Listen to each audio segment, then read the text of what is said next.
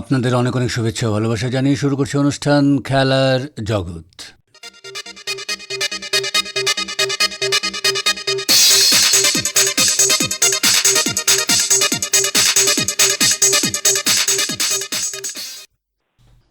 Nuruddin trophy senior আন্তজেলা cricket প্রতিযোগিতার quarter ফাইনালে খেলার জন্য নিশ্চিত করেছে শিলচর জেলা দল। গ্রুপ লিগের পরপর দুটি ম্যাচ জিতে 10 পয়েন্ট অর্জন করেছে শিলচর। গুয়াহাটির বর্ষাপাড়া স্টেডিয়ামে অনুষ্ঠিত প্রতিযোগিতার দ্বিতীয় ম্যাচে শিলচর দল পরাজিত করেছে নলবাড়িকে। এই ম্যাচে শিলচরের পক্ষে 7 রান করেছেন পারভেজ মোশাররফ ও আমান সিং। গ্রুপের শেষ ম্যাচ শক্তিশালী গুয়াহাটির বিরুদ্ধে খেলবে শিলচর। যদিও শিলচর ও গুয়াহাটি দল কোয়ার্টার ফাইনাল খেলার যোগ্যতা অর্জন করেছে, গ্রুপের চ্যাম্পিয়ন ও রানার্স হিসেবে এই ম্যাচে নির্ধারিত করা হবে। এ ব্যাপারে একান্ত সাক্ষাৎকারে শিলচর দলের কোচ প্রীতম দাস জানালেন, আমাদের তো সেকেন্ড খেলাটা হয়েছিল 24-25 তারিখ এগেনস্ট নলবাড়ি বর্ষাপাড়া স্টেডিয়ামে। তো আমরা টস জিতে প্রথম ফিল্ডিং করার পর আমাদের বোলাররা বোধ খুবই ভালো বোলিং করে। রাহুল সিং, শ্রমিক দাস, তারপরে আরো এই আমাদের পারভেজ মুশারফ, ঋত্বিক সব মিলে ভালো বোলিং করে। টোটাল ওদেরকে 47 রানে আমরা 78 রানে অল আউট করে দিই। তারপর তারপর আমাদের ব্যাটিংয়ে আমাদের ওপেনিং পার্টনারশিপ খুবই ভালো হয়।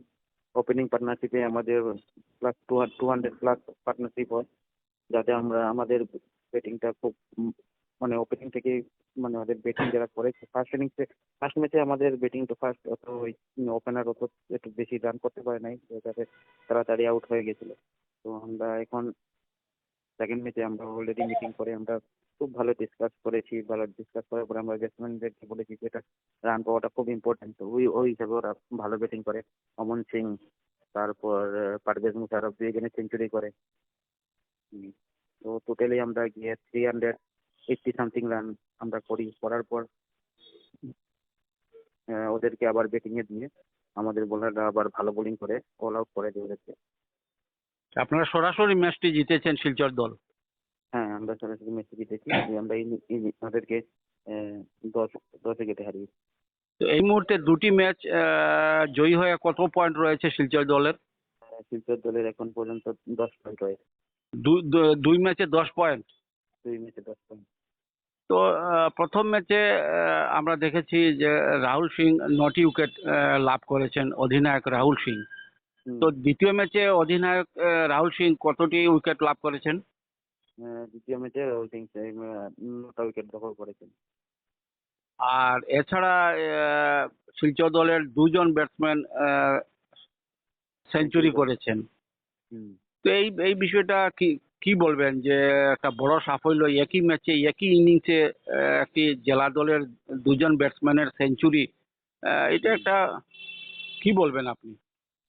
এটা খুব একটা মানে ভালো, মানে শিলচর ডিস্ট্রিক্টের জন্যই ভালো যে অ্যাকচুয়ালি পারভেজ তো এক্সপিরিয়েন্স ব্যাটসম্যান, কিন্তু অমনের রান পাওয়াটা খুব দরকার ছিল। কেন ও বহুত মানে ও 4-5 বছর থেকে শিলচর ডিস্ট্রিক্ট টিমে হয়ে খেলছিল, কিন্তু 50-র উপরে মানে ওর 50 রান ছিল কিন্তু সেঞ্চুরি ছিল না।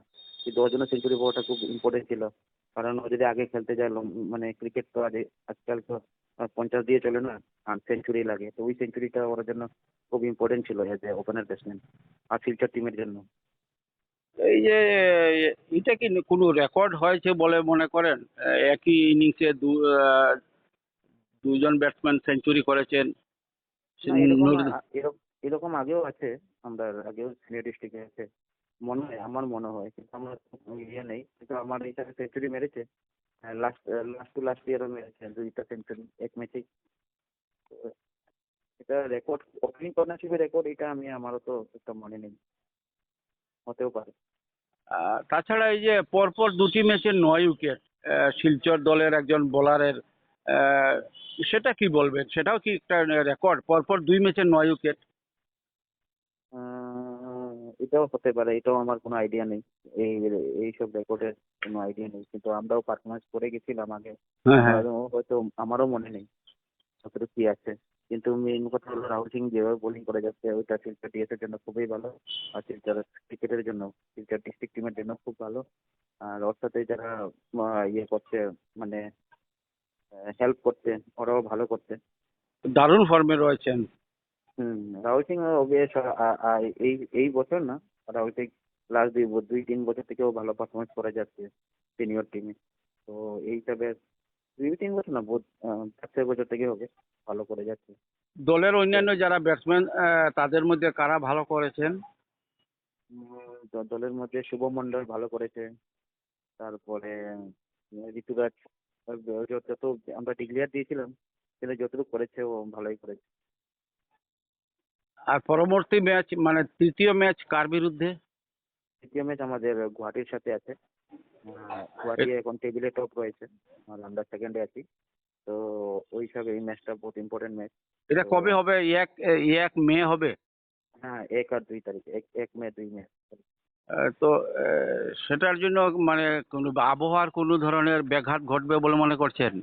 ওয়েদার তো এখানে বহুত ক্লাউডি ওয়েদার, কালকেও বৃষ্টি হয়েছে, আজকে রাত্রেও পুরো বিকাল সকাল পর্যন্ত বৃষ্টি হয়েছে। তবু আমরা প্র্যাকটিস করে যাচ্ছি, দেখি কি হয়, যতই টাইম পাচ্ছি ইনডোরে টাইম কাটাচ্ছি। পুরো ম্যাচ হওয়ার সম্ভাবনা আছে বলে মনে করছেন? এটা তো এখন কিছু বলতে পারবো না, কালকে টসের পরে জানতে পারবো, বুঝতে পারবো কি হবে না হবে। হুম। তাহলে এই ম্যাচের কোনো ভাগ্য নির্ভর করছে না, দুটি টিমই পরবর্তী রাউন্ডে যাবে? হ্যাঁ, এই দুটো টিমই অলরেডি চলে গেছে, কিন্তু টেবিলে টপ হওয়ার জন্য আমরা পুরো লড়াই করে যাবো। হ্যাঁ। তো বলা যায় যে গুয়াহাটি এবং শিলচর দল মোটামুটি কোয়ার্টার ফাইনালে চলে গেছে। হুম, বলতে পারেন। মানে পরবর্তী ম্যাচ তো কোয়ার্টার ফাইনাল। Quarter final. তো সেজন্য মানে কতটুকু প্রস্তুত কোয়ার্টার ফাইনালে? তাহলে আপনারা কতটি ম্যাচ খেলতে হবে? কোয়ার্টার ফাইনালে আমাদের একটাই ম্যাচ থাকবে। এটা তো নকআউট ম্যাচ থাকবে। সেটা কি দুদিনের না সেটা 3 দিনের? সেটা দুদিনে। দুদিনের। তো এখানে যারা খেলোয়াড়রা বা দলের যারা প্লেয়ার রয়েছে তারা সবাই ফিট রয়েছে? সবাই ফিট আছে। আহ, খালি আমাদের ঋত্বিক ঋত্বিক ধর একটা স্পেশাল ক্যাম্পে, আমাদের স্পেশাল ক্যাম্পে ছিল, পেয়েছে ও আসামের হাই পারফরমেন্স ক্যাম্পে একটা জয়েন করেছে, ওর কল এসেছিল। হুম। তো আমরা দেখি ওকে কতটুকু কি করা যায়, যদি পারি তো আমরা ওকে আনার চেষ্টা করব। আপনি কি মনে করেন শক্তিশালী গুয়াহাটি দলকে মানে পরাস্ত বা পরাজিত করার মতো ক্ষমতা রয়েছে শিলচর দলের? হ্যাঁ, হ্যাঁ, সবসময় তো এইবার টিমটা ভালো করেই আমরা রেডি করেছি, দেখি কতটুকু কি করা যায়।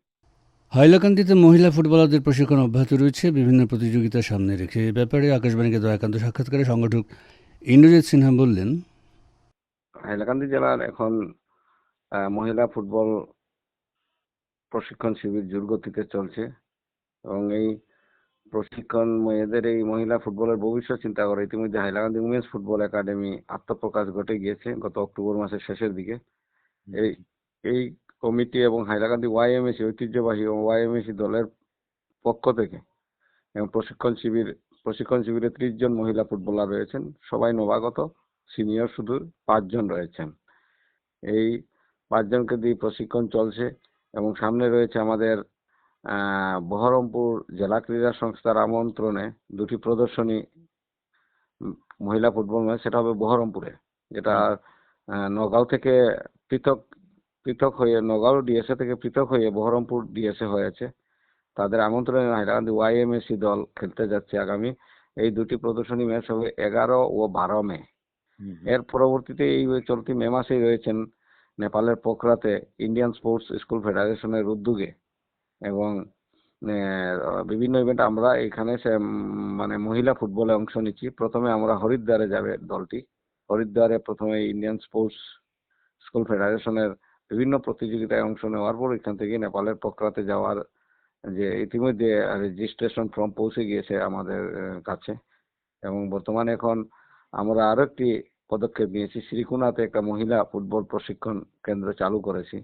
এটা গত ফেব্রুয়ারি মাসের 2 তারিখ থেকে চলছে এবং বর্তমানে এখানে প্রশিক্ষণ দিয়ে যাচ্ছেন অভিজিৎ সিনহা এবং ওইখানে ইতিমধ্যে 2 মাসে অনেক খেলোয়াড়ের মধ্যে রেশমিরি বহুত অনেক ডেভেলপ করেছে এখান থেকে এবং আমরা গতকালকে থেকে আমরা স্টার্ট করেছি ওই কেন্দ্রেই স্টার্ট করেছি অনূর্ধ্ব 13 বয়সের মেয়েদের, 10, 11, 12 এই বয়সের মেয়েদের একটা আলাদা পৃথক একটা কেউ, এখানে 12 জন প্রথম দিনই হাজিরা দিয়েছেন মেয়েদের।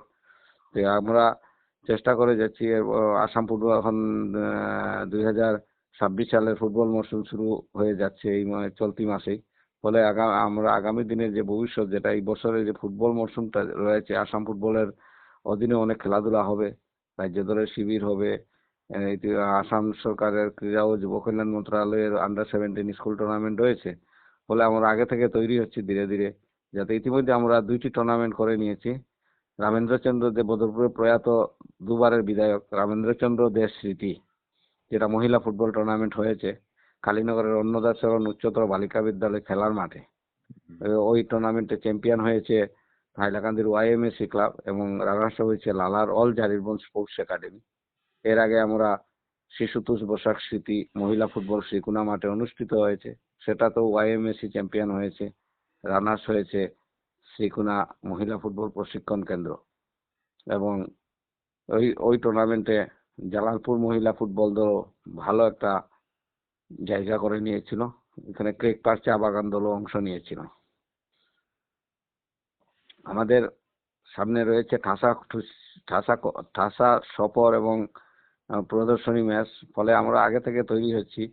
আগামী দিনে আমরা ইতিমধ্যে আমরা কয়েকটি প্রোগ্রাম আমাদের একাডেমির পক্ষ থেকে মহিলা ফুটবলের ভবিষ্যৎ চিন্তা করে আমরা বরাক উপত্যকার একাধিক ক্রীড়া ব্যক্তিত্বকে আমরা সম্মান জানানোর পালা এখনো চলছে, আগামী দিনেও চলবে। এবং বিভিন্ন ব্যক্তি এই মেয়েদের আগ্রহ দেখে এবং হাইলাকান্দি উইমেন্স ফুটবল একাডেমির যে পদক্ষেপ এবং যেভাবে কাজ করে যাচ্ছে, তাদের আগ্রহ দেখে বিভিন্ন ব্যক্তিত্ব এই মেয়েদের পাশে দাঁড়াচ্ছেন। ক্রমশ কেউ দিচ্ছেন আমাদের জার্সি সেট, কেউ দিচ্ছে বুট, কেউ দিচ্ছে সিম কার্ড, কেউ দিচ্ছে মোজা, কেউ দিচ্ছে ফুটবল। এই ধরনের বিভিন্ন সাহায্য নিয়ে মানুষ পাশে দাঁড়াচ্ছেন। তো উইমেন্স ফুটবল একাডেমির পক্ষ থেকে প্রশিক্ষণগুলো চলছে সম্ভবত। হ্যাঁ, সম্ভবত এগুলা হাইলাকান্দি উইমেন্স ফুটবল একাডেমির তত্ত্বাবধানেই চলছে। হুম। এবং পরীক্ষাটা বিশেষ করে জেলা ক্রীড়া সংস্থার মাঠে বা শ্রীকুনা মাঠে অনুষ্ঠিত হচ্ছে প্রশিক্ষণ। আমরা আমরা এখানে কালীনগরের মাঠ ব্যবহার করি, চালচাপড়া পশু চিকিৎসালয়, যেটা মাঠ নিয়ার হাইলাকান্দি ডিস্ট্রিক্টের বর্ডার, সেটাকেও আমরা ব্যবহার করছি। এবং সময়ে সময়ে আমরা শ্রীকুনা আইটিআই মাঠকেও ব্যবহার করছি। এগুলা ব্যবহার করে আমরা তৈরি আমাদের, কারণ আমরা গত 3 মাস আগে আমরা হাইলাকান্দি জেলা ডিস্ট্রিক্ট স্পোর্টস অফিসার, আমরা ওনার সঙ্গে এক বৈঠকে মিলিত হয়েছিলাম। কারণ আমরা এইখান থেকে, যেহেতু হাইলাকান্দি জেলা থেকে বা বরাকের প্রথম ভারতীয় মহিলা খেলোয়াড় হিসেবে পুষ্পা সাহু ভারতীয় দলে জায়গা করে নিয়ে ইন্দোনেশিয়া সফর করেছিলেন, সেই হিসাবে আমাদের মেনকা বৈষ্ণব, নেহা গুরুং, পরবর্তী সময়ে সুপ্রিতা মালাকার, অনিশা মালাকার, রুস্তানা খানম। এখন তো রুস্তানা বহুত মানে অনেক উন্নত মানের খেলোয়াড় হয়েছে। রুস্তানা খানম ভালো একটা স্ট্রাইকার হয়েছে ও। এবং ওদের ভবিষ্যৎ আমরা এই চিন্তা করে আমরা হাইলাকান্দি জেলা প্রশাসনের কাছে আমরা একটা ডিস্ট্রিক্ট ডিএসও নবীন চন্দ্র রাভার কার্যালয়ে এক বৈঠক অনুষ্ঠিত হয়েছিল হাইলাকান্দি উইমেন্স ফুটবল একাডেমির কর্মকর্তাদের উপস্থিতিতে। সেই বৈঠকে আমরা মাঠের জন্য দাবি জানিয়েছি কালীনগর অথবা পাঁচগ্রাম অঞ্চলে যাতে মেয়েদের প্র্যাকটিসের জন্য জেলা প্রশাসনের পক্ষ থেকে বা সরকারি তরফে একটা মাঠের ব্যবস্থা হলে অদূর ভবিষ্যতে এই অঞ্চলের মেয়েরা আরো ভারতীয় দলে বিভিন্ন বয়সের গ্রুপে গিয়ে ভারতীয় দলে খেলতে পারবে। আমরা সেই আশা প্রত্যাশা ব্যক্ত করে আমাদের কাটাখাল কালীনগর অঞ্চলে মাঠের প্রচুর অভাব রয়েছে, তা সত্ত্বেও মেয়েরা যেভাবে সংগ্রাম করে, যেভাবে আমাদের জেলা তথা বরাক উপত্যকার মহিলা ফুটবলারকে নেতৃত্ব দিচ্ছে, সেটা আমরা গৌরবের বিষয়। ফলে এই গৌরবের বিষয় বার্তাটি আমরা জেলা প্রশাসনের কাছে পৌঁছে দিয়েছি এবং আমরা আশা করি নির্বাচনের ফলাফলের পর আমাদের এই পৃথক মাঠ, মেয়েদের জন্য প্র্যাকটিসের জন্য পৃথক মাঠের যে ব্যবস্থাটা, এটা আশা করি সরকারি তরফে ব্যবস্থা হবে। আমরা আশাবাদী ইতিমধ্যে আমাদের এই হাইলাকান্দি জেলার মহিলা ফুটবলের উজ্জ্বল ভবিষ্যৎ, যেটা 2012-তে স্টার্ট হয়েছিল, মহিলা মানে আমার এর আগে স্টার্ট হয়েছিল, কিন্তু আমি সম্ভবত 2012 থেকে আমি মহিলা ফুটবলে যোগদান করেছিলাম এক সংগঠক হিসাবে। ফলে আমরা হাইলাকান্দি জেলার মহিলা ফুটবলের ইতিহাস নিয়ে আমরা ইতিমধ্যে ছবি তৈরির একটা উদ্যোগ নেওয়া হয়েছে। সেই ছবিতে চিত্র, আসামের তরুণ চিত্র অভিনেতা যেটা আমাদের হাইলাকান্দির গৌরব সিদ্ধার্থ সিনহা, এটার মুখ্য পরিচালক হিসাবে তিনি ইতিমধ্যে মাঠে নেমে ছবি তৈরির কাজও শুরু করে দিয়েছেন। সম্ভবত আরো 3 মাসের ভিতরে এই ছবিটি তৈরি হয়ে যাবে। ফলে আমরা আগামী দিনে আমাদের জেলার যে মহিলা ফুটবলের বার্তা বিশ্বের দরবারে ক্রমশ পৌঁছাতে পারবে। তো একাডেমির উদ্যোগে জেলা ক্রীড়া সংস্থার মাঠে হাইলাকান্দিতে কোনো মেয়েদের টুর্নামেন্ট সম্ভাবনা রয়েছে যা কি? আমরা তো জেলা ক্রীড়া সংস্থা এখন ক্রিকেট নিয়ে এখন প্রচুর ব্যস্ত রয়েছে, ফলে আমরা এখানে টুর্নামেন্ট আমরা ক্রিকেট যেহেতু এখন ক্রিকেট জমজমাট চলছে, হ্যাঁ, ফলে আমরা বাইরেতেই আমরা কালীনগর এবং শ্রীকুনা এবং আগামী দিনে বদরপুরে একটা টুর্নামেন্ট হবে।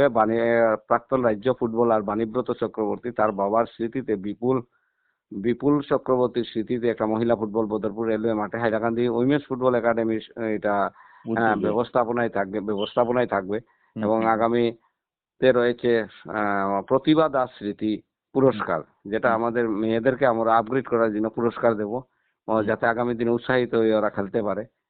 এই ধরনের উদ্যোগ নিয়েছেন আমরা হাইলাকান্দি উইমেন্স ফুটবল একাডেমির ব্যবস্থাপনায়।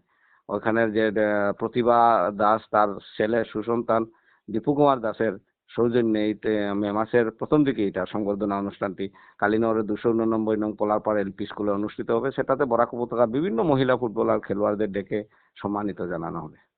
এবং আগামী দিনে আমরা প্রত্যাশা করছি, আমরা চেষ্টা চালিয়ে যাচ্ছি এই সংগ্রাম যাতে মাঠের সংগ্রামটা হলে আমাদের মেয়েদের আমি আপনাদের অল ইন্ডিয়া রেডিও সেন্টারের মাধ্যমেও আমরা সরকারের দৃষ্টি আকর্ষণ করতেছি, এই অঞ্চলের মহিলা ফুটবলাররা খুবই গরিব অসহায় মহিলা ফুটবলার, তাদের যাতে প্র্যাকটিসের সুবিধার জন্য একটা মাঠের ব্যবস্থা করে সরকার যাতে দেয়, যাতে অদূর ভবিষ্যতে এই অঞ্চলের মেয়েরা ভারতীয় দলের লাগাতার খেলতে পারে। হুম, হুম, হুম। তাহলে এটা বলা যায় যে এই অঞ্চলের মেয়েরা ফুটবলে বেশ এগিয়ে আসছে আর কি। ইতিমধ্যে প্রচুর আগ্রহ। আমি আপনাকে বলেছি যে রুস্তানা খানম ইতিমধ্যে ও বকরিহাওর, যেটা প্রত্যন্ত একটা বকরিহাওর অঞ্চল, সেই অঞ্চল থেকে এই মেয়েটি এখন বর্তমানে 16তে পা রেখেছে। মেট্রিকও উনি HSLC তো 2টি লেটার সহ প্রথম বিভাগ, খেলাধুলা চালিয়ে যাওয়ার সাথে শিক্ষার সাথে ও কত ভালো সেটা এই মেট্রিক পরীক্ষায় ও দেখিয়েছে। এবং ওর পায়ের জাদু এখন ক্রমশ ঊর্ধ্বগামী হচ্ছে। আমরা এই রুস্তানা খানমেরও আমরা উজ্জ্বল সুপ্রিতা মালাকার রয়েছেন, আমাদের সুস্মিতা মালাকার রয়েছেন, অনিশা মালাকার, রেশমিরি, এরা ক্রমশ উদ্যোগামী হচ্ছে। যদি ভালো মাঠ পায় তারা অদূর ভবিষ্যতে ভারতীয় দলে খেলতে পারবে। শ্রীভূমি জেলার খেলাধুলা উন্নয়নের জন্য জেলার প্রত্যেক স্কুলে ক্রীড়া শিক্ষক থাকা দরকার বলে আজ এক সাক্ষাৎকারে মন্তব্য করেছেন শ্রীভূমি জেলা ক্রীড়া সংস্থার আজীবন সদস্য এবং জেলার অন্যতম ক্রীড়া সংগঠক বিমান বিহারী সিংহ। তিনি বললেন, আমরা ডাইরেক্টর অফ স্পোর্টসের কাছে আমরা আবেদন রেখেছিলাম যে আগের মতো প্রত্যেকটা স্কুলে পিআই পোস্ট করে একটা ছিল, যারা খেলাধুলা চালিয়ে যেত এবং তারা সেই খেলাধুলা কীভাবে চালাতে হয় বা কীভাবে খেলতে হয় সেই অনুশীলনগুলো বিদ্যালয়ের ছাত্রছাত্রীদের দিতেন। আমরা সেটা খুব উপকৃত হয়েছিলাম আগে। এখন এক জেলাতে একটা স্কুল বাদে হয়তো আর কোনো পিআই নাই। আমরা অনুরোধ রেখেছিলাম যে প্রত্যেক বিদ্যালয়ে পিআই, একজন করে পিআই দেওয়ার জন্য, খেলাধুলার উন্নতির জন্য। বহুদিন হয়েছে, সেই কথাগুলা আসাম সরকারের কাছে গেছে কিন্তু কোনো ফল হয়নি। কোনো শিক্ষক কর্তৃক খেলাধুলা চালিয়ে যান, কিন্তু কোনো ট্রেন টিচার মানে পিআইয়ের মতো কোনো টিচার আমাদের এখানে নেই। সেটায় অনেক ক্ষতি হচ্ছে। স্কুল লেভেল থেকে তো ছেলেরা এই বড় আসরে আসবে, তো এই জায়গাটা এখনো পূর্ণ হয়নি। তো আমাদের প্রত্যেকটা জেলা ক্রীড়া সংস্থাই এই ব্যাপারে ওয়াকিবহাল এবং প্রায়ই সরকারকে এই কথাগুলি তুলে ধরছেন এবং হয়তো এই সরকার কর্তৃক আবার আমরা প্রত্যেক বিদ্যালয়ে একজনে করে পিআই আমরা পাবো, আমি আশাবাদী। তো আগে তো আপনার সময় স্কুলের কম্পিটিশন হতো, সামার ক্যাম্প হতো, উইন্টার স্কুলের প্রতি খেলাধুলার দায়িত্ব এখন দিয়েছেন। আগে তো জেলা ক্রীড়া সংস্থা বা কোনো স্কুল কর্তৃক এই টুর্নামেন্টগুলো পরিচালনা হতো, মানে এই স্কুল টুর্নামেন্ট যেগুলো হতো ইন্টার ডিস্ট্রিক্ট। আমাদের এখানে ছিল করিমগঞ্জ হাইলাকান্দি শিলচর মিলিয়ে আমরা টুর্নামেন্ট আয়োজন করেছি। এটা একটা বিশাল ব্যাপার ছিল। তো এগুলা বহুদিন ধরে বন্ধ, এবং স্কুল লেভেলে খেলাধুলার দায়িত্ব যেমন জেলা ক্রীড়া সংস্থা কিছুটা নেই, school league, football league, cricket league, volleyball, এগুলা জেলা ক্রীড়া সংস্থা করা, কিন্তু মূলত মূল দায়িত্ব কিন্তু সরকার দিয়েছে প্রত্যেকটা জেলায় একজন করে স্পোর্টস অফিসার দিয়েছে। ওরার দায়িত্ব হলো এই স্কুল থেকে প্লেয়ার বার করা এবং সেটা রাজ্যিক স্তরে খেলার উপযুক্ত করার এবং রাজ্যিক স্তরে কম্পিটিশনে অংশগ্রহণ করার। সেটার ঘাটতি আছে আমাদের 3টা জেলায়, সেই দিকেও দৃষ্টি দেওয়ার প্রয়োজন আছে। জেলা ক্রীড়া সংস্থাগুলো আমরা অনুরোধ করব আপনারা সরকারের সাথে আলোচনা করে এর বিহিত একটা ব্যবস্থা করার জন্য। আগে স্কুল টুর্নামেন্ট মানে বিরাট ব্যাপার, স্কুল টুর্নামেন্টের খেলা অনেক ভালো স্ট্যান্ডার্ডে খেলা হতো করিমগঞ্জে, আমরা দেখেছি। বা এইটা স্কুলের টুর্নামেন্ট না আর কেজন চলছে আমরা বুঝতে পারি না, এমন মানে খেলাধুলা এখানে স্কুল লেভেলে হতো আর কি। তো এইসব চেষ্টা করলে হয়তো আবারও ওইগুলা ফিরে আসবে। আর যদি এরকম প্রতিযোগিতামূলক না থাকে খেলোয়াড়দের মধ্যে, খেলায় এগিয়ে যায় না, তো এইরকম যদি ইন্টার ডিস্ট্রিক্ট এই জোন হিসাবে, যেমন করিমগঞ্জ, শিলচর, হাইলাকান্দি মিলে যদি স্কুল টুর্নামেন্টগুলো হতো আগের মতো, নিশ্চয়ই ফুটবলার আমরা পেতাম। তাই আশা করব 3টা জেলায় একসঙ্গে বসে এগুলার কিছু ফুটবলের উন্নতি করবে, এগুলার চেষ্টা নেবে। এবং সরকারকে অনুরোধ করছি যে সরকার কর্তৃকও এইগুলার প্রতি দৃষ্টি দেব, যে আমাদের নতুন প্রজন্ম থেকে অনেক খেলোয়াড় আসাম পেতে পারে, তার জন্য চেষ্টা করতে। তখনকার সময় তো দর্শক ভর্তি, মানে মাঠে প্রচুর দর্শক ছিল। মাঠের দর্শক মানে দাঁড়ানোর জায়গা পাওয়া যেত না, এরকম দর্শক হতো স্কুল টুর্নামেন্টে।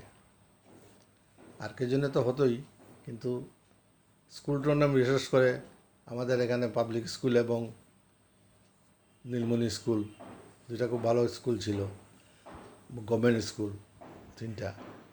তো এদের খেলাধুলা হলে লুকারণ্য, যেমন ছাত্ররা মাঠে সবাই উপস্থিত থাকতো, তৎসঙ্গে ক্রীড়াপ্রেমী জনসাধারণ যারা করিমগঞ্জের আছেন তারাও এই বিশেষ খেলাগুলা তারা পর্যবেক্ষণ করতেন, দেখতেন, আনন্দ পেতেন, এবং সেখান থেকে অনেক ফুটবলার আমরা পেয়েছি, এবং ওরাও রাজ্যিক দলে অনেক ফুটবলার খেলেছে। এখন তো মাঠের দর্শকের অনেক অভাব, তার কারণটা কি?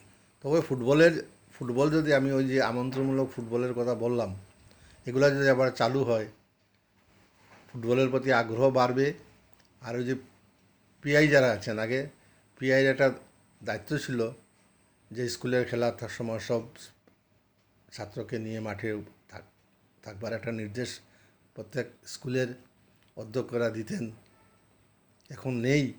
এগুলা আবার যদি চালু হয়, পিআই পোস্টিং হয় প্রত্যেকটা স্কুলে, তবে নিশ্চয়ই এগুলো আবার মাঠে সেই রকম দর্শকের সমাগম হবে বলে আমি মনে করি। তো আপনাদের সময়ে কি কি ইভেন্ট হতো স্কুল লিগগুলোতে? স্কুল তো আগে ছিল, এই যে বললাম ইন্টার ডিস্ট্রিক্ট, যেটা ফুটবল হতো আর কি, ইয়েতে মানে ফুটবল নয়, এই অ্যাথলেটিক্স মিট এবং ফুটবল একসাথে হতো স্কুলে। প্রত্যেকটা স্কুল পার্টিসিপেট করতো সেখানে সব খেলা ছিল, অ্যাথলেটিক্স, সমস্ত অ্যাথলেটিক্স যত আইটেম আছে, অ্যাথলেটিক্স হতো, ফুটবল হতো, ভলিবল হতো, ক্রিকেটও হতো। এটা একটা বিরাট ব্যাপার, যেখানে হতো একবার করিমগঞ্জ, একবার শিলচর, একবার হাইলাকান্দি, ঘুরে ঘুরে সেটা হতো। এবং প্রত্যেক আইটেম, বিশেষ করে অ্যাথলেটিক্স, তারপরে এইগুলা মেজর যেগুলা ফুটবল, ভলিবল, ক্রিকেট, হকিটা হতো না, কিন্তু এই টুর্নামেন্টে অনেক দর্শক থাকতো, অনেক লোক থাকতো, এবং 3 ডিস্ট্রিক্টের প্লেয়ার একটা বাছাইয়ের পর্ব সেখান থেকে হয়ে যেত। তো সেই দিনগুলা আবার ফিরে আসুক, আবার খেলার প্রতি ছেলেরা উৎসাহ হোক, জীবনে ওরা প্রতিষ্ঠিত হোক খেলার মাধ্যমে। এখন তো খেলার একটা গুরুত্ব আছে, ভালো খেললে, রাজ্যিক স্তরে খেললে ভালো চাকরি পাওয়া যায়। আমি এই প্রজন্মের প্রত্যেক যুবক যুবতীকে অনুরোধ করছি, আপনারা খেলার প্রতি এগিয়ে আসুন এবং খেলার মান যার যার জেলাতে এগিয়ে নিয়ে যান, এটাই আমার অনুরোধ রইল তাদের কাছে।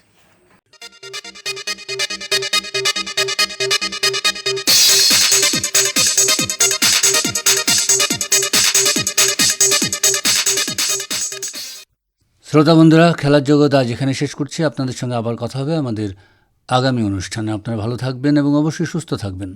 এবারে বিদায় নিচ্ছি, তবে তার আগে জানিয়ে দেব, উপস্থাপনায় ছিলাম অনির্বাণ জ্যোতিগুপ্ত, সাক্ষাৎকার নিয়েছেন রতন দেব, জসীমউদ্দিন লস্কর ও নবেন্দু দাস।